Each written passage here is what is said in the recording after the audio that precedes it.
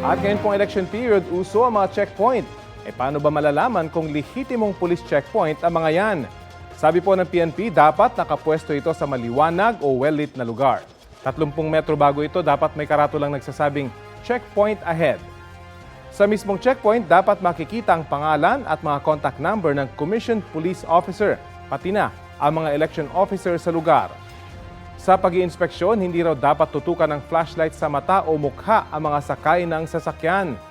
Inoobserbahan din ang pagmamanman ng plain view. Ibig sabihin, hindi kailangang bumaba ng mga motorista at kailangang sakay mula sa sasakyan.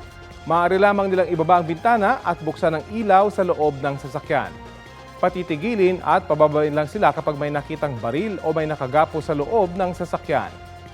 Paalala po ng PNP, dapat naka-uniforme ang pulis na nagbabantay sa checkpoint. Pwede rin mag-record ng video ang pulis sa kanilang pag-iinspeksyon gamit ang kanilang body-worn cameras o alternate recording devices. Pwede rin kuhanan ng nakasakay sa sasakyan ang pag-iinspeksyon sa kanila ng pulisya. May mga nagtatanong, pwede po bang kuhanan ng mga nakasakay sa sasakyan yung habang po sila ini-inspeksyon?